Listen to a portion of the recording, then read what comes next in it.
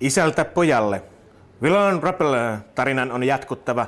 Baudelaire Arthur, näin se menee. Dylan Thomas Bukowski, vittu! Kalja tänne ja äkkiä.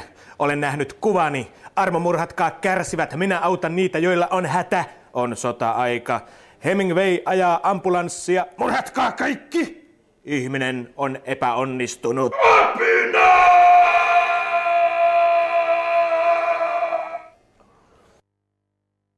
Turkuun on viime vuosina kerääntynyt aikamoinen joukko nuoria runoilijoita. Miksi sinä olet valinnut nimenomaan runon välineen? Kyllä mä uskon sanojen voimaan paljon enemmän kuin nyrkkien voimaan. Että sanat on tärkeitä ja runous on mun mielestä upeinta, mitä mies voi tehdä housut jalassa. Te olette kaikki aloittaneet kirjoittamisen jo koulussa tai viimeistään opiskelijoina. Oliko se helppo valinta? No tavallaan oli helppo, että mulla itsellä se tapahtui, että mä ensin tein punk-bändeille sanotuksia ja sitä kautta rupesin sitten tekemään runoja, kun löysin loistavia runokirjoja kouluni silloisesta kirjastosta, että sitäkään ilmeisesti ei enää ole, että koulukirjastot on lopetettu. No mitä viime vuosina tai viime aikoina nyt keskusteltu kirjallisuuden opetuksen yhteydessä paljon siitä, että pitääkö klassikkoja vielä opettaa vai eikö nykynuoriso enää ymmärrä klassikkoja, mitä mieltä itse olen? No monet tämän päivän katurunouskirjathan on huomisen klassikkoja, mutta totta kai siis Dostojevski pitää lukea, että kyllä mä itsekin olen lukenut, mutta monta kertaa on vaara, että liian nuorena luetaan liian raskaita, vaikeita teoksia ja tulee semmoinen sitten vähän vääränlainen vaikutelma siinä, mutta kyllä mä muistan, että Camus sivullinen on tehnyt minun 17-vuotiaana älyttömän kovan vaikutuksen ja luen sen silloin tällöin vieläkin ainakin puolen välin saakka. No sä sanoit, että punk-bändillä siellä, mutta oliko siis varsinainen julkaisukynnyksen yrittäminen, oliko se vaikea ja mitä se merkitsi? No mä kirjoitin ylioppilaaksi aikoinaan, niin mä rupesin tähtämään määrätietoisesti kirjailijaksi ja sitten kuitenkin nuoren miehen viljelämä oli sen verran levotonta, että syntyi vain runoja eikä proosaa ja lähettelin erilaisiin paikkoihin tekstejä, menestyin kilpailuissa ja sain kustantamolta bumerangeja. Totta kai se oli vaikeaa se kustannuskynnyksen ylittäminen, että mullahan julkaiseminen alkoi tapahtua sillä tavalla, että mä eka kirjan julkaisin omakustanteena ja sen jälkeen sitten sain itselleni oikeita kustantajia. No millainen runoilijan ammatti nyt näyttää sinusta olevan ja tuleeko sillä toimeen? Osan vuodesta sillä tulee toimeen, mutta tietenkin elämä on heitellyt siihen malliin, että mullakin on jo jälkikasvua ja muuta, jotka vaatii kuin pienet linnunpojat matoja suuhun, niin eihän sillä hirveän hyvin elää. No nyt on televisio ihan viime aikoina kanssa nostanut muutamia kirjailijoita aivan erinäköiseen julkisuuteen kuin koskaan aikaisemmin. Elättääkö nuori runoilija myös mielessään sellaista haavetta, että julkisuuteen? No mä koen vähän niin kuin jääkiekkovalmentaja, että julkisuus on niin kuin osa sitä työtä väistämättä. Ainakin toivoo sillä tavalla, että jos tekee kirjan ja se julkaistaan, se menee kauppojen hyllyille, kirjastoihin, niin totta kai toivoo, että se kirja löydetään ja huomioidaan, että kyllä se kuitenkin se kirjailija siellä takana on toisarvoinen siinä mielessä, että sen naaman näkyminen ei pitäisi olla niin tärkeää, vaan se kirja on se juttu. Mutta totta kai sit on ihan mukava kiertää kouluja ja kauppoja ja markkinoita sillä tavalla, että ihmiset näkee, että ei ne kirjat tyhjästä tule, vaan siellä on oikein niin kuin liha ja verta oleva ihminen sen kirjan takana, sen joka sen on tehnyt. Että ei niitä mikään tietokone ole tehnyt, vaan joku on käsillä ne kirjat kirjoittanut. Tupakoivan munkin paluu. Olin pahoinvoiva. Mikä parantaisi pahat tapani? Otin takkin ja lähdin baariin. Olin toivoton tapaus, täynnä itsesääliä. Otin oluen, pistin palamaan. Katsoin baarityttöä sillä silmällä. Lattia notkui, seinät liikkuivat. Ikkunasta lensi sisään lepakoita. Mä muistan itse tosiaan aikoina niin koulun luppotunneilla, luppuaikoina, koulun kirjastossa lymyiltiin ja sieltä sattumanvaraisesti niin kuin hyllystä, mitä sattui löytymään, niin löytyi vaikuttajia, jotka on ihan tänäkin päivänä vielä jollain tapaa merkittäviä. Että ne on jotenkin jäänyt tuonne ihon alle sille, että niillä on lähtemätön vaikutus. Kyllä mun mielestä koulukirjastot on älyttömän tärkeä juttu ja ne pitäisi puhaltaa väkisen henki ja sitten ne alkaisi kyllä ihan omia aikojaankin kukoistaa, koska se, mitä jengi sieltä löytää, niin on aarteita. Entä sitten julkinen kritiikki? Onko se ollut sellaista, mitä osaisit odottaa, että se tulee tämän runoilijan työn sivutuotteen? Kyllähän kaikki kritiikki on tervetullutta, myös negatiivinen. Että omalla kohdalla se on ollut aika kaksijakoista, että on joko tykätty kovasti tai sitten oltu täysillä vastaan. Ja se on oikeastaan aika ihanteellinen juttu. Toisaalta sitten parkkiintuu, kun nyt muutaman vuoden voin sanoa, että omasta mielestäni on ollut jo niin kuin runoilija, uskaltanut käyttää sitä titteliä, niin sitä parkkiintuu sillä tavalla, että on vähän sama meininki kuin Frank Sinatralla, että sitä katsoo lehtijutuista enää vaan, että nimi on kirjoitettu oikein. No mitä onko sinulla ja muilla nuorilla runoilijoilla yhteyksiä esimerkiksi Viron tai muihin Pohjoismaihin? Onko teillä mitään yhteistyötä? Joo, kyllä. Sekä Tukholman suuntaan on ollut virityksiä, on oltu siellä keikoilla parikin kertaa ja on toivotettu edelleen tervetulleeksi sinne. Baltiamaat on kierretty sillä lailla, että viikon ajan pikkubussilla kymmenkunta runoilijaa lähinnä Turun seudulta, mutta myös Vantaalta, Helsingistä. Ahtauduttiin pikkubussia ja kierrättiin Viro, Latvia, Liettua. Oltiin siellä kouluissa, yliopistoissa, kapakoissa, järjestetyillä runokeikoilla ja paikalliset virolaiset, latvialaiset, liettualaiset runoilijat esiintyi meidän kanssa siellä ja kyllä yhteistyö oli aika mukavaa ja varmasti tämmöistä tulee jatkumaan ja onhan Virosta käynyt ja Latviasta ja Liettuasta Suomessakin ja ainakin täällä Turussa niin keikoilla ja on ollut kaikenlaista yhteistä meininkiä. No sinut tunnetaan hurjana ja karismaattisenakin lava-esiintyjänä, kun sä luet runoja. Miten vaikuttaako se jo kirjoitusvaiheessa? Ei se vaikuta kirjoitusvaiheessa. Ehkä pikemminkin tällä hetkellä päinvastoin, että mä pyrin kirjoittamaan sellaisia runoja, joita ei ainakaan voisi esittää, vaikka totta kai mä sitten kuitenkin esitän niitä. Että aina erilaisia runoja varten on olemassa erilaisia tapoja esittää niitä. Että runo on sekä luettuna että lausuttuna hyvä. Kyllä mun mielestä hyvä runo toimii sekä että. Eihän niitä ole pakkoa kenenkään itse mennä lukemaan. Että voi joku näyttelijäkin tehdä sen, mutta totta kai ihmisiä kiinnostaa se, että koska mä itsekin koen, että mua kiinnostaa aina se, että runoilija, kirjailija itse lukee omaa tekstiä, niin miten hän niin kuin sen tekee. Eli sinä uskot vakaasti siihen, että runo tulee elämään ja säilymään Kalevalan laulumaan? Johdatteleva kysymys, mutta siihen on helppo yhtyä.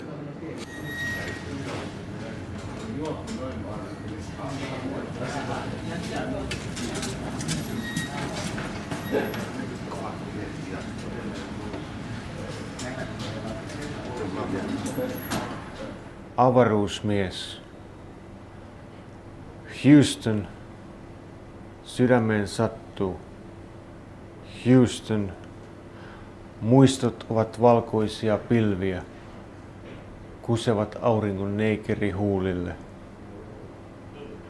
Houston, olen keskustellut sieluni roskakorin kanssa, olen tyhjentynyt.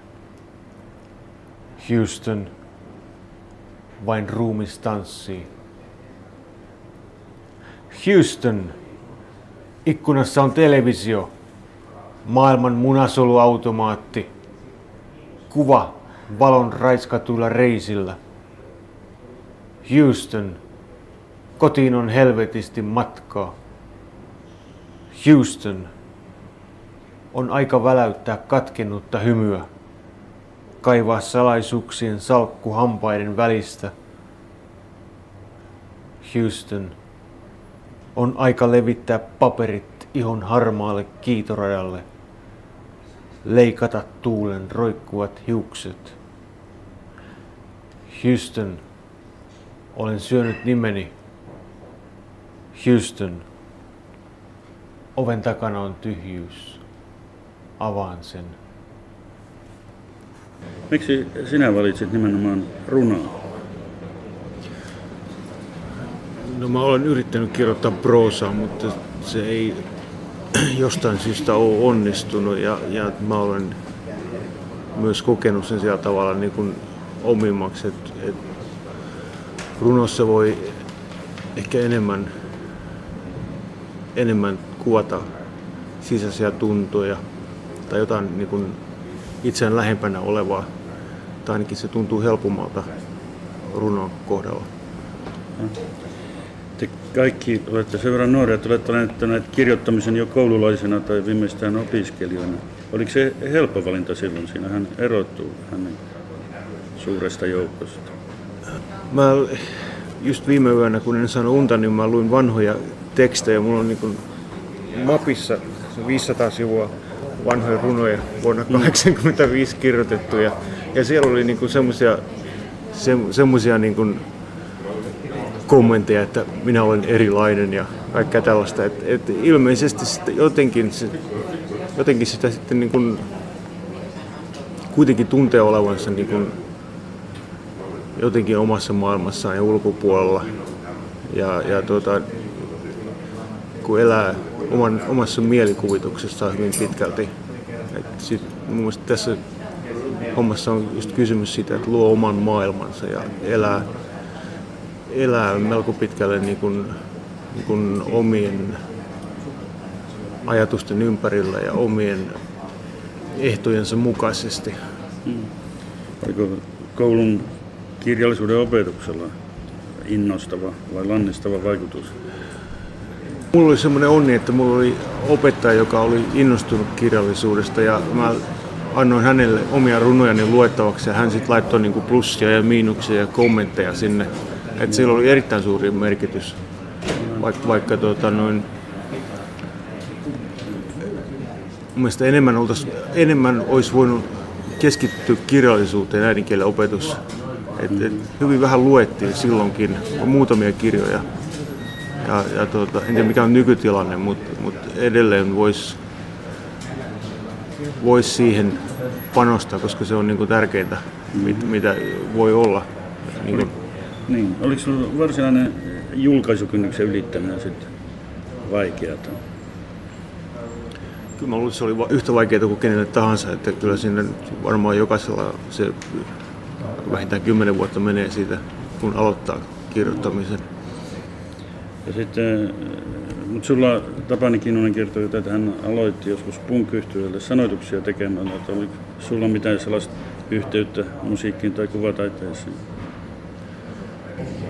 Ei, mutta just näistä vanhoista papereista mä huomasin, että mä oon kirjoittanut aivan niin kuin automaattisesti monessa kohtaa niin kuin loppusoinnullista runoutta, mikä on mielenkiintoista, koska mä en ole sitä erityisesti yrittänytkään, mutta se on vaan tullut. Et ehkä se on jossain niin kuin taustalla kuitenkin jokaisella kirjoittajalla. No, miltä runoilijan ammatti nyt näyttää sinusta ja tuleeko sillä toimeen? No hengissä on pysytty tähän mennessä ja onhan tämä, niin kun, jos ajattelin tänne tulossa, että kyllä on ihme ammatti, että täytyy lähteä niin ennen auringon nousua esittämään runoja niin turkulaisiin ravintoloihin. Kai sitä huonompikin voisi mennä. No, mitä nyt on viime aikoina ihan televisio nostanut muutamia kirjailijoita ihan uudenlaiseen julkisuuteen, mitä ei enää tehty. Että onko myös nuorilla runoilijana sellainen haave olemassa? Sen kaltainen julkisuus? No, mulla ei itse asiassa ole hirveästi, koska mä tykkään siitä, että mä voin olla anonyymi ja siitä, että jokainen ei tunne mua kadulla. Että mä enemmän haluan niin kommunikoida näillä mun teksteillä. Siis sinä aiot jatkaa runoilijana, etkä siirtyä kirjoittamaan romaaneja tai elokuvakäsikirjoituksia? No en ainakaan toistaiseksi. Kyllä mä aion tällä alalla pysyä. No tuossa puhuttiin koulusta ja kirjastosta, eli uutta runoa, varsinkin sitä, joka tulee pienkustanteilta ulos, niin sitä on kovin vaikea löytää maaseudulta, siis kaupunkien ulkopuolelta, niin pitäisikö kuntien jotenkin erikoisesti satsata nimenomaan uuteen runoon ja hankkia sitä koulukirjastoa? No tärkeintä on se, että kirjallisuutta yleensä on olemassa. Mä pystyn kuvittelemaan, että ajattelen, että hankinnat alkaa klassikoista ja opetus alkaa niin kuin tämmöisistä jo vakiintuneista nimistä. Mutta totta kai se jää puolitiehen, jos ei ole sitä uusinta mukana.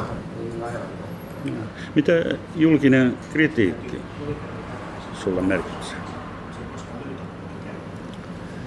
No, mä en ole saanut hirveän hyviä kritiikkejä tähän mennessä paljon. Yleensä kun tulee huono kritiikki, niin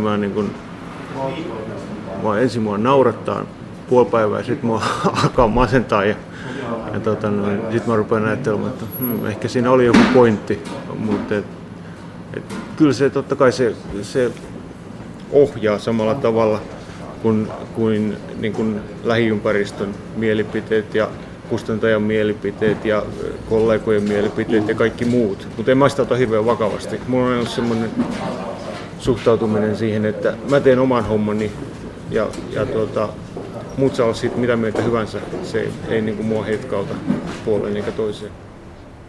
Kuurot kuulevat hiljaisuuden. Sokeat näkevät sekasorron järjestyksen läpi. Lauhkeaa ihmiskuntaa pusketaan jälleen teurasautoon. Tänä aamuna valvotun yön viluisella parvekkeella liikenneruuhkan näkymättömiin junien käheessä huudossa, saastepilven ylle nousevan tappavan auringon loimussa. Ihmiskunta on maksanut kyynelillä oman kuolemansa. Tänä aamuna kuolemalla on imago, kuoleman puhdas tuotemerkki, aasialaisen orjatyöläisen kengessä. Tämäkin halpa matka, kuten kirjoitettu, käy toteen. Saan vaeltaa, loikoilla, kuulua vielä hetken itselleni. Sä olet nyt varsin ihan viime aikoina kääntänyt myös hurjan paljon sekä lyriikkaa että proosaa. Ja toisaalta sinut tunnetaan hyvin laajasti matkustelleena kirjailijana, niin minkälaisia virikkeitä sekä käännöstyö että matkustelu antaa sinulle? No kumpikin avartaa jollain tavalla. En ole hirveän laajasti matkustanut, mutta mä oon käynyt monta kertaa samassa paikassa. Ja sieltä tulee kuvastoa ja sieltä tulee ideoita ja ajatuksia ja muuta tämmöistä. Ja kääntäminen taas sitten auttaa sillä tavalla niin kuin ammattitaidon ja tekniikan puolesta, että kun tekee jotain käännöstä, niin siinä joutuu menemään niin syvälle, että näkee kaiken, että pystyy tavallaan niin kuin menemään sen kirjailijan päähän ja tietämään, että mitä ratkaisuja se on tehnyt tässä ja miten se on päätynyt johonkin tiettyyn runoon tai proosakatkelmaan. Eli sinulla siis on vakaa usko siihen, että runo tulee elämään Kalevalan laulumailla tulevaisuudessa? Ehdottomasti siitä ei ole mitään epäilystäkään.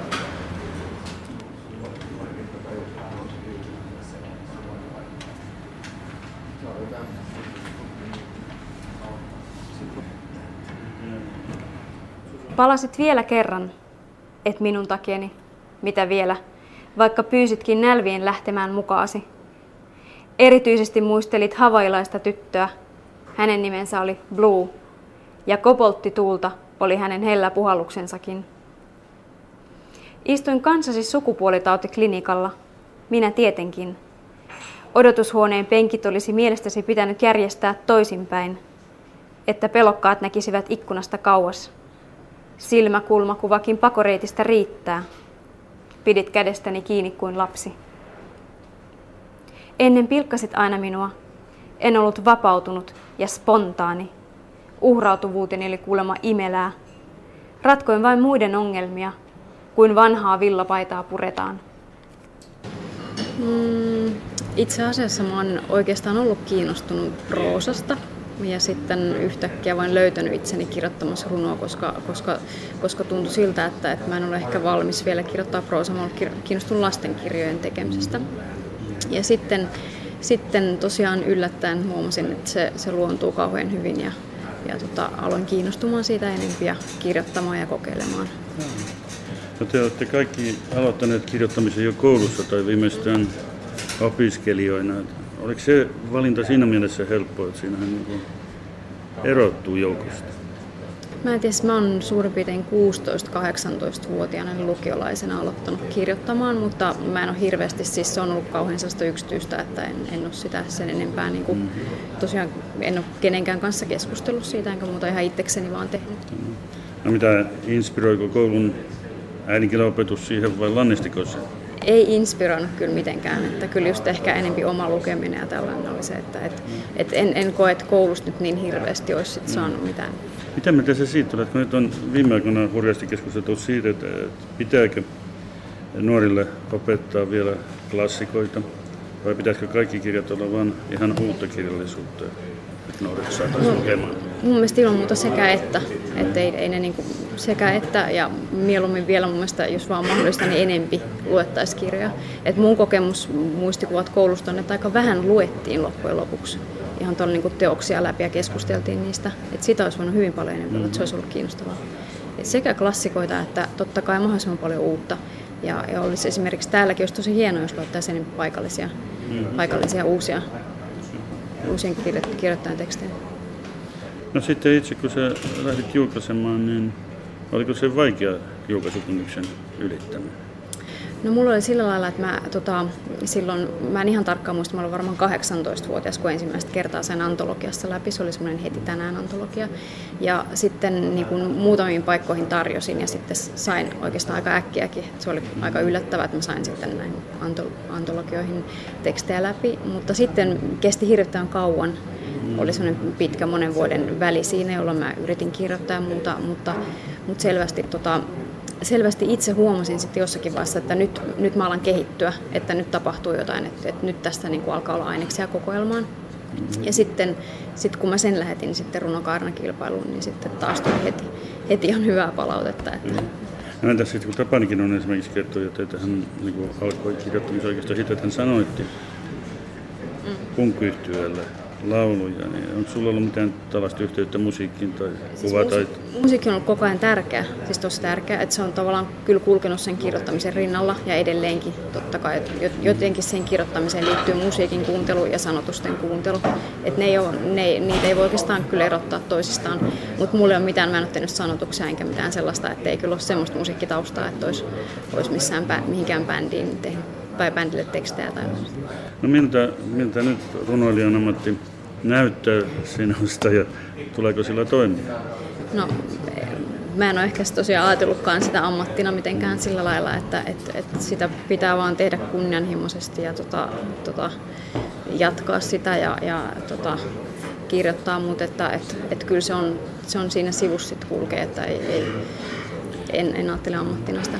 Televisiohan nyt ihan viime aikoina nostanut esiin aivan uudenlaiseen julkisuuteen muutamia kirjailijoita. Kiinnostaisiko tällainen julkisuus myös nuorta runoilijaa? No ehkä ei välttämättä. Ei ainakaan tässä vaiheessa on vähän vaikea ajatella, kun on niin vähän julkaissut, että tavallaan tuntuu, että sen tyyppinen esiintyminen vaatii sellaista jotenkin, että olisi enemmän sanottavaa tai että todella sit kun sä menet sinne, niin sä oot hirveän valmis sit sanomaan asioita. Ja tällä hetkellä sellainen tietynlainen niin kuin epävarmuus on ehkä ihan hyväkin vielä, että sä haet sitä paikkaa siellä. Mutta sä siis meinaat kuitenkin niin kuin selvästi yrittää myös kirjoittaa vielä proosaa, eli lastenkirjoja. Joo, kyllä mä... Myös ilmeisesti runoja. Joo, mulla on tällä hetkellä, itse asiassa mulla on periaatteessa 2 kokoelman verran runoa, että kyllä mä kirjoitan tosi paljon runoa. Mutta sekä että mun mielestä on kauhean tärkeää kirjoittaa monipuolisesti. No mitä julkinen kritiikki sulle on merkinnyt? Sehän tulee semmoisena laahuksena mukana. No mä oon kokenut, että mä oon saanut hyvää kritiikkiä. Eikä se pelota kritiikkiä? No oikeastaan se ei pelota sillä lailla, että kyllähän se nyt tietenkin olisi hirveätä, jos joka puolelta tulisi siis todella niin kuin lamaannuttavaa huonoa palautetta, mutta kyllähän sitä miettii ja tavallaan valmistautuu siihen, että erilaisia mielipiteitä on ja ei sitä tavallaan, siitä ei voi lähteä, että sen kritiikin mukaan elää sitä ihan kokonaan. Pakko kirjoittaa sitä omaa juttua, eihän se siitä niin kuin muutu mihinkään, että sä vaan kirjoitat sitä, mitä kirjoitat. Sitten yksi sinun erityispiirteessä on se, että sä toimitat kirjallisuuslehteä, kunnianhimoista kirjallisuuslehteä eli Lumoja, ja sitten aktiivisesti osallistut tähän, voiko sanoa, naislyyrikoiden yhdistykselle eli Kapustarinnat. Että merkittekö se, että oliko teillä semmoinen, että on liian niin kuin miesvaltaista tämä? No itse asiassa ehkä se ei ollut niin, tai ne hirveän helposti laitetaan aina vastakkain tavallaan se, mitä Kapustarinta ry on täällä tehnyt ja sitten mitä täällä on aikaisemmin tehty. Että tavallaan totta kai niin kuin mehän otettiin aika paljon, tai meille annettiin valmiina sitä esiintymiskulttuuria ja muuta, mitä täällä oli, mutta sitten kuitenkin lähdettiin siitä, että on niin kuin mielenkiintoista tehdä joku oma juttu, mikä ei nyt välttämättä ole vastakkainen, mutta ei ole järkevää vaikka samantyyppisiä esiintymisjuttuja alkaa järjestämään. Lähdettiin niin kuin kehittelemään omaa linjaa, ja meillähän on niin Kapustarinnan tilaisuuksissa ne aika paljon annetaan yksilöille tilaa. Ja niin kuin tavallaan kasvot enempi yhdelle runoilijalle, joka esiintyy, tai yhdelle kirjoittajalle, kun taas esimerkiksi näissä paljon niin kuin kapakkajutuissa ja tämmöisissä kiertoissa, niin niissä on aina se joukko, mikä on hirveän tärkeä. Et meillä niin kuin tavallaan yksilöt korostuu enempi. Mutta ei ehkä niin voimakkaasti vastakkain näitä juttuja, vaan että tavallaan ettei käytettäisi samoja resursseja, niin sitten tehdään oma juttua. Niin, ja Lumojahan julkaisee uutta runoa ihan laidasta. Uutta runoa ja proosaa. Ja sitten meillä on myöskin sellainen, että meillä on kritiikkiä sekä ja siis painotetaan uutta, nimenomaan niin kuin uutta kirjallisuutta, ja sitten sitä, että siinä myöskin meillä on siis laajoja haastatteluja kirjailijoista ja sitten tehdään pienkustantamosarja ja muuta, eli koetaan niin kuin silleen aika laajasti just yksittäisiä tyyppejä tuoda esiin, että pistää niiden kuva sinne ja että ne näkyy, että se on paljon näkyvyyttä. Että se on sitten... Eli toisin sanoen myös sinulla on vakaa käsitys siitä, että runo tulee tulevaisuudessakin elämään. Kyllä, ehdottomasti joo. Ja täällä varsinkin on sellainen, kun täällä on niin hirvittävästi siis ihmisiä ja täällä on niinku koreilua ja muuta, niin täällä Turun puolesta niin on sellainen olo, että koko ajan tapahtuu.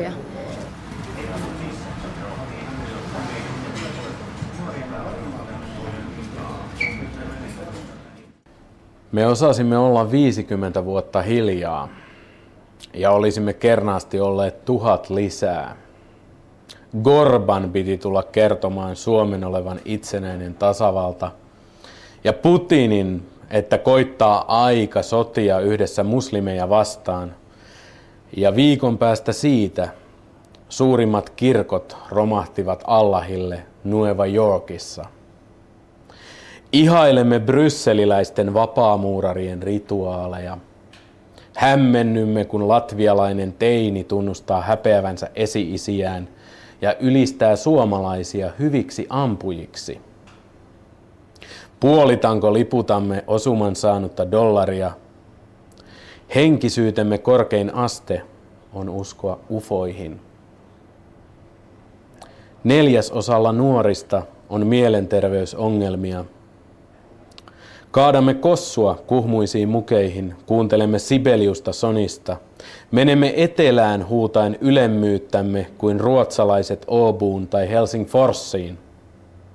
Emme ymmärrä mitään, kun venäläinen näyttää kyrpäänsä Liiviläiskeskuksen pihalla ja alkaa nauraen kusta bussiamme kohti. Kulttuurikaupungeissa olemme poroja ja mehukatteja. Kännykkäräpläyksemme ei kätke metsäläisyyttämme Väinänlinnassa, Räävelissä, Riiassa, Vilnassa tai Dorpatissa. Vaikka unohtaisimme rukiin juuren, peipposen ja punatulkun ja kummastelisimme hakaristia kivisen norsun kyljessä juotuamme ne 2 ilmaista hanaolutta Köpiksen Carlsbergillä, me emme tuntisi Tanskan sydämenlyöntejä raatihuoneen kellon kumahduksissa. Puremme karpaloa ja Siperia kasvoillamme välähtää. Olemme harmaa metsä ja Impivaaran pimeä yö. Perimämme huoneet tauluttomat, varjoissa veriset sormet, katkenneet kynnet. Haistamme kaskisavun, tunnemme nauriin maun, tervan ja havun tuoksun, kivisen hallapellon. Kaikki muu on pintaa, sukupolven hullua unta. Odotamme perintöjämme ja luulemme olevamme fiksuja halveksiessamme porvareita, mutta emme tee mitään järjestelmän muuttamiseksi ja olemme itse asiassa tyypillisiä 2000-luvun pohjoisen Itä-Euroopan aatteettomia individualisteja, emme edes porvarin veroisia. Siunaamme 3 miljardia valkoiselle kuntopyörämormonille, jonka työhuoneen kunniapaikalla haisevat Andre Agassin tossut, futiskypärä ja Nasan haalari. Lennämme Intiaan juomaan kustamme ja opettelemme kävelemään joogimaisesti nenä omissa perseissämme. Vaikka omaperäisimpiä ja heimoveljellisimpiä ja sisarellisimpia ja kiinnostavimpia olisimme karhunkaatajien leiritulilla. No mä olin tällainen, sanotaan rock-laulaja ja rock-sanoittaja aikoinaan ja sitten mä siirryin siitä niin kun sanotaan kuviosta ihan sutkot äkkiä. 1993 tammikuussa mä kirjoitin 20 runoa ja lähetin ne Erkon runokilpailuun ihan kun mä näin sen ilmoituksen. Ja sitten mä sain siinä kilpailussa kunniamaininnan ja oikeastaan se on pikkuhiljaa niin kuin jatkunut se tie, että toki mä olen niin kuin runoutta lukenut jo niin kuin yläasteella ja lukioaikoina ja sillä lailla, mutta oikeastaan tämä Erkon kisan niin kuin juttu oli sitten semmoinen, mistä niin kuin mulle tämä lähti vakavammin. 93 alkuvuodesta. Mutta se oli sen jälkeen sitten kuitenkin luonnollinen valinta. Joo, kyllä se oli sillä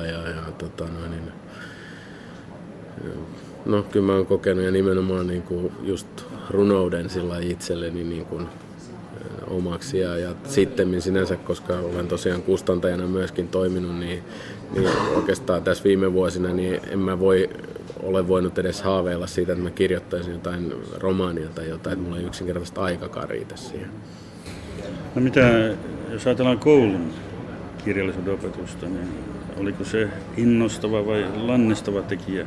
No mulla oli, mä olin tuossa Luostarivuoren lukiossa tuossa Mäenpäällä, että siellä oli semmoinen Eeva Pihlakoski-niminen opettajatar, joka hän sanoi sinänsä kaikesta aina, hänen yleisin kommenttinsa oli "It's up to you". Ehkä se oli hyvä ohje. No mitä mieltä sä olet siitä, kun nyt viime aikoina on keskusteltu siitä, että pitääkö koulunuorisolle vielä opettaa klassikkoja vai siirtyä pelkästään uusiin kirjoihin, koska esitetään, että nuoret ei enää tunne sitä maailmaa omaksi, jota klassikot edustaa. No ei kyllä mun mielestä sekä että molempia ehdottomasti, että tuossa nyt täällä just oli Joni Pyysalolla ollut mukana tätä vanhaa kiinalaista viisautta ja runoja ja kaikkea, että kyllä se ehdottomasti mun mielestä, no tietysti mahdollisuuksien mukaan sekä uutta että vanhaa. No, nyt sä olet myös runoilija. Miltä se ammatti nyt näyttää ja tuleeko sillä toimeen? No en mä tiedä sillä runoilijana, että mä oon suurin piirtein nyt sitten ilman kustantajaakin tässä, että mun kustantaja Nihil Interit on pari vuoteen saanut mitään kirjojakaan ulos, ja sitten mietin sitä, että ryhdynkö niin kuin tavallaan Paavo Haavikon tielle, että kustantaa itse, mutta katsotaan, että se on tosiaan syksyllä 2002, niin varmaan jostain tulee, että joko Sammakon tai jostain muualta, mutta ei mulle sinänsä tämä niin kuin mun ammatti on tällä hetkellä kustantaja sinänsä runous on tärkeä asia meidän kustantamossa ja silleen, mutta ei se runous pelkästään ole mun ammatti, niin en mä voi niin sanoa. No mitä televisio on nyt nostanut semmoisen ihan uudenlaisen julkisuuteen muutamia kirjailijoita, jos ajatellaan Tervoa ja Tabermania ja näin. Että liikkuuko myös runoilijan mielessä sellaisen julkisuuden tavoittelemisen mahdollisuus? No mä en tiedä, se sopii varmaan jollekin ja jollekin niin kuin ei sovi niin hyvin, että onhan mä itse ollut niin kuin lyhyen aikaa esimerkiksi televisiossa töissä toimittajana kirja-aetöissä mutta mulla oli sinänsä vähän vaikea, mä toin näitä Sammakon kirjoja siellä esille, että se oli vähän hankala ja muutenkin, mutta kyllä sit, jos meidän kustantamosta miettii, niin joku Heli Laaksonen on hirveän hyvä tyyppi televisioon, sitten taas joku Mika Terho meidän kustantamossa ei ole välttämättä niin hyvä tyyppi, että se sopii jollekin ja jollekin ei. Mitä julkinen kritiikki on sulle merkki? Sehän seuraa aina kirjoittamista. Julkinen kritiikki tietysti itsestä seuraa niin kuin, runoilijana ja nyt sitten kustantajana ja suomentajana ja silleen, niin kyllä se on mun mielestä sillain niin kuin kenttää ylipäätään, niin siis Suomessahan on tilanne se, että Hesarin kritiikkien niin kuin merkitys on helvetin suuri, mutta myöskin se on tavallaan ylikorostunut, miten ihmiset ymmärtää sen kritiikin. Eli kuitenkin suurin osa suomalaisista lukee sitä omaa maakuntalehteään vaan. Ja siellä, niin kuin, mutta totta kai niin kuin kritiikit kaikki, niin kyllä mun mielestä ne on tietysti tärkeä osa tätä kuvioa. Entäs kun turkulaisilla kirjoittajilla on yhteyksiä myös esimerkiksi Baltian ja Ruotsin kirjailijoihin, oletko sä niistä ollut kiinnostunut julkaisun mielessä?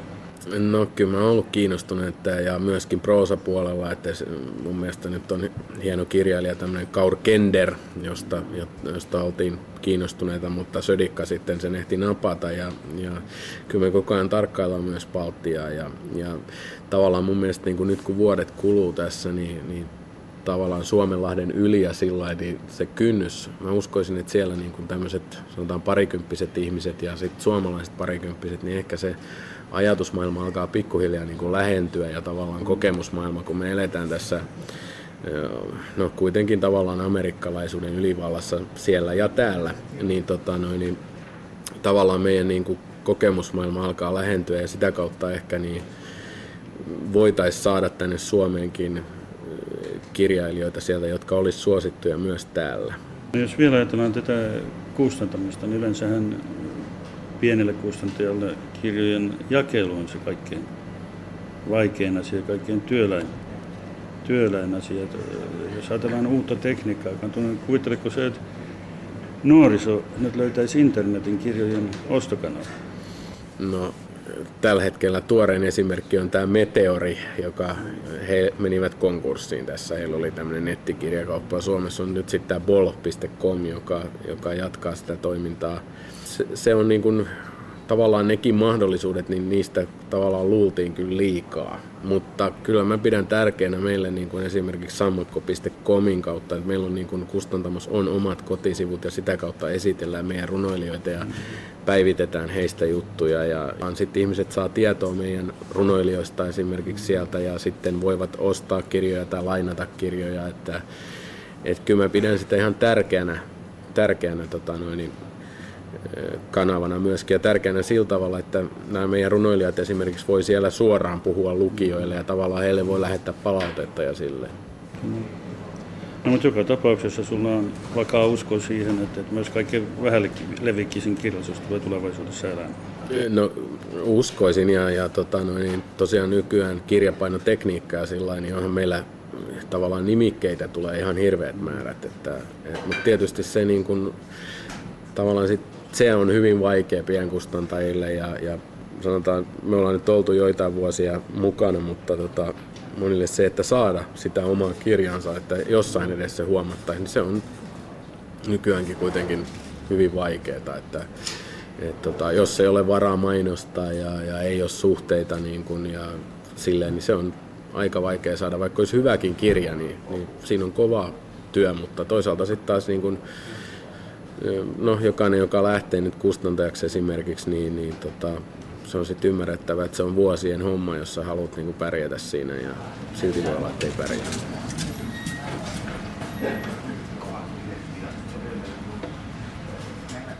Omenapuun alla istuu tuoli, saari kehrää yön niityn ääntä. Sinisen traktorin avoimesta ovesta puhuu radio meren rantaan. Tänne minä olen tullut elämään. No, kun minä aloin kirjoittamaan noin 10 vuotta sitten, niin mulla ei ollut mitään kirjallista lukeneisuutta eikä oikeastaan mitään esikuvia eikä oikeastaan mitään tietoa, että mitä alan kirjoittamaan, ainoastaan se, että tuntui siltä, että täytyy kirjoittaa. Ja sitten kun mä aloin kirjoittamaan, huomasin, että se on runomuoto. Ilmeisesti on niin tiivis ilmaisu ja sitten voihan siinä olla sekin, että toisaalta mä olin laulanut aika paljon aina, että toisaalta sitten runoudessa on myös se äänteellisyys, soinnullisuus, mikä tekee siitä myös erittäin miellyttävää. Mutta niin kuin Tapani Kinnunen kertoi esimerkiksi, että hän aloitti kirjoittamalla lauluja punk-bändille, niin sulla ei ole tällaista yhtymäkohtaa musiikkiin. Ei, mä en ole ikinä tehnyt. No, mä oon muutaman kansanlaulun kirjoittanut esikoiskokoelmaan, mutta en ole sillä tavalla, niin kyllä mä osaan niin lukemattoman meidän laulun sanotuksia ulkoa, mutta kyllä mä en ymmärrä, mistä se tuli, että se oli selkeästi runo. Ja sitten sanotaan vielä, että toisaalta kirjoitan myös aforistisempaa tai jopa aforismejakin, että jotenkin se on se muoto. No, mitä koulun äidinkielen opetusta, jos ajatellaan, oliko sillä sinun oman kirjoittamisessa edistävä vai lannistava vaikutus? Siis mun kohdalla se on luultavasti merkittävin kaikista mun tuntemista kirjoittajista, koska mulla oli niin, että kun ei ole mitään kirjallista taustaa eikä ole sellaisia ihanteita, että musta piti tulla ekonomi, juristi ja toimitusjohtaja. Ja musta olisi luultavasti tullutkin, jos mä en olisi tavannut mun äidinkielen opettaja, joka oli sitä mieltä, että sinähän et kauppakorkeakouluun menee. Että ikään kuin minun äidinkielen opettajani vaikutti suuresti siihen, että sai sekä löytämään semmoiset suuret tunteet pienessä tekstissä. Ja ehkä kyllä mä luulen, että pitkälle hänen ansiota on se, että hän rohkaisi tavattoman paljon ja semmoinen ihan äidinkielen tunnin peruskokemukseen perustuva opetus, että kuunnellaan joku teksti ja mietitään sitä. Tai se, että kun on siinä iässä, että pystyy eläytymään vielä, tavallaan kun on oikein ikäinen siihen, että ei ole kyyninen ja mieli on puhdas, niin mun äidinkielen opetus oli ehkä täydellisin ja paras opetus, mitä voi saada, että se innosti mut suunnattomasti kirjallisuuteen ja avasi semmoisen maailman, mitä ei ollut. No miten sä pidät siitä keskustelusta, kun on nyt viime aikoina käyty, että enää ei pitäisi koulunuorille opettaa klassikkoja, koska niiden edustama maailma ja niiden kuvaama maailma on vieras nyt lapsille, vaan pitäisi pelkästään lukea uusia kirjoja? Mä en kyllä ole ton asian kanssa samaa mieltä. Siis mun mielestä nimenomaan klassikot on niitä kirjoja, joissa säilyy ja elää se sama, mikä on elänyt vuosituhansia. Eli tavallaan, että klassikot on niitä kirjoja, jotka kestää lukemisen aina ja joissa on jotain semmoista, mikä on syvintä kirjallisuudessa ja ihmisessä ja elämässä, joka ei nimenomaan ole tätä niin kuin monesti populistista pintakuohun kuvaamista, vaan jotain syvempää. Se muuttumattomuuden ja ihmisluonnon syvyyden kuvaus, sehän on kirjallisuuden yksi niin kuin merkittävä asia. Että me nähdään, että tosiasiassa niin kuin teknologia kehittyy, mutta ihminen on oikeasti hyvin vähän siinä ajassa. Mm-hmm. No sulle, mitä julkaisukynnyksen ylittäminen merkitsi? No kyllä se oli tietenkin iso asia, että mä olin niin kuin, nyt täytyy moittia itseä niin kuin typeryydestä ja järjettömyydestä, että en voi kuvitella, minkä takia jollekin nuorelle ihmiselle tulee tärkeäksi kirjoittaa runoja, kun olisi paljon helpompia tapoja selviytyä maailmasta ja tulla toimeen. Mutta että se, että heittäytyy tämmöisen yhden kortin varaan ja vielä niin kuin maalaispoikana sillä tavalla, että ei tunne ketään kirjailijaa eikä tiedä, mitä se työ on, niin se, että nyt saa julkaisukynnyksen ylitetty, niin kyllähän se on se, niin kuin, että saa tehdä sitä, mitä haluaa tehdä. Ja se on tavallaan se tarkoittaa, että elämä on onnellinen, ainakin järkevästi ajatellen. Että se on kuitenkin aika harva niistä, jotka haaveilee jostain ja saa tehdä sitä ammatikseen. Mutta tietysti se toinen vastapuoli siinä on, että kun intohimosta tulee ammatti, niin siinäkin tietysti menettää ehkä jotain tai täytyy alkaa suhtautua siihen ammattimaisesti. No se, mikä varmasti monia kiinnostaa, tuleeko runoilijan ammatilla toimeen? Runoilijan ammatilla ei kyllä Suomessa tule toimeen. Että sanotaan, että kustannuspalkkiot on aika pieniä. Ja tietysti on mahdollista, että Suomessa on aika hyvä apurahajärjestelmä, että se tietysti niin kuin mahdollistaisi jossain määrin sen toimeen tulemisen, mutta on tässäkin sanottava se, että tavallaan mitä mukavampi kirjailija on ja mitä parempi on nuolemaan oikeita instanssia, niin sitä paremmin tulee kirjailijana toimeen, mutta se on vaan, että se alkaa syömään sitä selkärankaista ja sanottavaa, eli tavallaan mä oon itse yrittänyt löytää semmoisen tavan, että pyrkisi itse taloudelliseen riippumattomuuteen, jotta ei tarvitsisi valehdella tai nuolla. Ei tekstissä eikä tekstin ulkopuolella. Television harmaaseen velliin heijastuu sininen ikkuna. Auto hyrisee käynnissä lempeästi, petollinen sekin. Ulvon surusta, kun tämä päättyy, vaikka kauan olen etsinytkin yhtä kaunista loppua. No mitä televisiohan on nyt nostanut ihan uudenlaisen julkisuuteen muutamia kirjailijoita, niin kuin Jari Tervan ja Tommy Tabermanin, niin onko nuoren runoilijan mielessä tämänkaltainen julkisuus? Siis mä itse asiassa niin kuin vastustan sen kaltaista julkisuutta, ainakin että mä en itse missään tapauksessa halua siihen. Se voi johtua myös siitä, että mä itse teen toimittajan työtä, että niin kuin sekä että se on miellyttävää ja hyvää työtä, se on myös, että rahaa pitää ansaita mun elämän filosofian mukaan, mutta tai no, filosofia se ei ole, mutta mulla on sellainen ajatus, että rahaa on syytä ansaita itse, mutta että kyllä mä niin kuin tiedän paljon ihmisiä, jotka ei jaksa ostaa tai haluakaan lukea Tervoa tai Tabermania, koska ne on nähnyt niitä niin paljon ja mä en oikeastaan ymmärrä, että miten se liittyy niihin kirjoihin, se julkisuus, että tavallaan mun käsitys kirjallisuuden arvosta on siinä, että sitä luetaan yksin ja tavallaan sen kirjan kanssa käydään jonkinlaista keskustelua tai heittäydytään sen kirjan maailmaan ja se on niin kuin hienovarainen prosessi ja se ei tavallaan tarvitse mitään ilotulituksia tai mitään niin kuin erikoisefektejä tai sitä kirjailijan naamaa ollenkaan. No mitä ajatteliko sä jatkaa nimenomaan runoilijana vai kiinnostako sua proosan kirjoittaminen tai vaikkapa esimerkiksi televisiolle, siis draaman kirjoittaminen? No, mulla on sillä semmoinen tilanne, että kyllä mä runoja kirjoitan koko ajan, mutta kyllä mä oon kirjoittanut myös novelleja.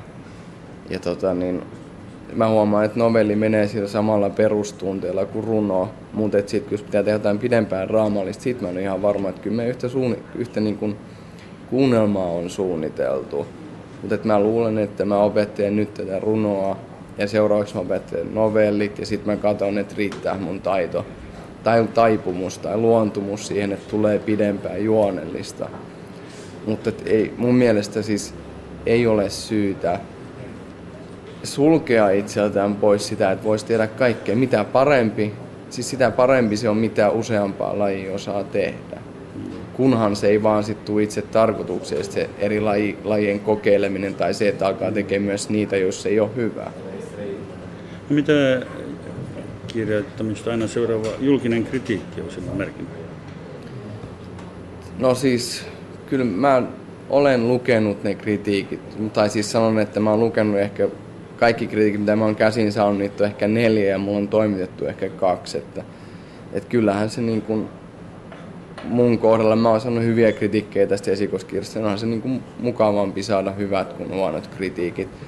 Mutta kyllä se kuitenkin tietenkin menee niin, että eihän se niin kriitikon näkökulma ole koskaan sen kirjailijan näkökulma, ja ne painotukset hyvin harvoin osuu lähellekään niitä painotuksia, mitä kirjallisuus toivonut, että nostetaan, tai niitä näkökulmia, jotka itselle on tärkeitä. Että se täytyisi vaan hyväksyä, että siinä on, että kustantaja näkee tekstiä eri tavalla kuin kirjoittaja, ja kustantamon tiedottaja kertoo siitä eri tavalla, ja kriitikko näkee se eri tavalla, ja tavallinen lukija näkee se eri tavalla, ja luultavasti mulla on tullut sellainen käsitys, että semmoinen ihan normaali, eläytyvä, aika niin kuin totena kirjallisuutta lukeva ihminen saa eniten irti siitä kirjallisuudesta.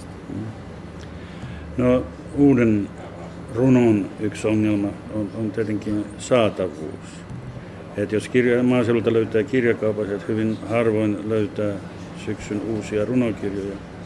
Pitäisikö kuntien satsata tähän, että koulukirjaston esimerkiksi hankittaisiin vähän samanikäisten kirjoittamaan uutta kirjallisuutta kuin mitä on koululaisia? Kyllä mun mielestä siis kirjastoille ja nimenomaan koulukirjastoilla on erittäin iso merkitys siitä, että millä tavalla niin kuin nuoret ihmiset lähestyy ensimmäistä kertaa oikeasti vakavissaan kirjallisuutta. Et esimerkiksi mä oon käynyt parilla koululuokalla niin kuin puhumassa kirjoittamisesta ja mä oon huomannut sen, että nykyään on hirveän kunnianhimoista se, että luetaan aika määrätietoisesti aika uutta kirjallisuutta ja vanhaa ja tehdään esitelmiä, mutta tosin tää on ollut niin kuin vapaaehtoisen luovan ilmaisun kursseilla, mutta että mun mielestä kyllä niin kuin kirjastojen pitäisi ilman muuta pitää huoli marginaalisesta kirjallisuudesta, erityisesti eli runoudesta. Mä olen jo kuullut muilta tässä, että teillä on yhteyksiä myös balttikirjailijoihin, nuoriin ja sitten ruotsalaisiin. Ja sinä, joka toimit myös kriitikkona ja kulttuuritoimittajana, niin onko sinulla tullut vaikeuksia siinä suhtautumisessa samaan sukupolveen? Itse asiassa mulla on ollut oikeastaan sellainen tilanne, että mitä mä oon kritiikkiä tehnyt, niin mä oon aika oikeastaan pidättäytynyt nyt tekemästä esimerkiksi esikoisrunoista pitkälle. Ihan vaan sen takia, että mä ehkä voisin olla jonkun mielestä jäävi, mutta kyllä mulla on se, että mä pidän kyllä modernisteista ja oikeastaan niin kuin Suomen 60-luvun runoutta, pidän niin kuin Suomen runouden ehdottomana kultakautena, että kyllä niin kuin, en mä välttämättä siis musta on mukava tehdä vaikka jonkun valitut tai kootut runot arvosteluiksi. Eikä mulla ole semmoista sukupolvioloa, että mä luulen, että se sukupolvi, jota me kaikki on kaivattu, niin se on ehkä nyt tulossa. Ne on ehkä 23 tai 25-vuotiaita nyt ne ihmiset. Et kyllä mä oon nähnyt merkkejä, että sieltä tulee ihan uuden tyyppinen kirjoittajapolvi ja semmoinen polvi, joka on melkein kaikki yrittäjiä, kirjailijat, automaattisesti kriitikkoja ja muita, koska on pakko tehdä se noin. Mutta sulla kuitenkin on vakaa usko siihen, että runous tulee elämään myös tulevaisuudessa Suomen maassa ja suomen kieli. Ilman muuta. Se runoutta ei ole pysty ainakaan vielä tappamaan mikään. Ja sitten meillä on tämä, että suomen kieli on luultavasti maailman paras ja ilmaisuvoimaisin kieli. Ja runouteen niin loistava kieli, että en mä voi kuvitella mikä sen tappaisi, varsinkin kun me ei anneta sen kuolla. Että runouteen saa niin paljon ilkeyksiä ja hyviä asioita, että se on niin loistava muoto ja niin loistava tapa sanoa ikäviä ja kauniita asioita, että mä käsitän, että miksi se voitaisiin menettää.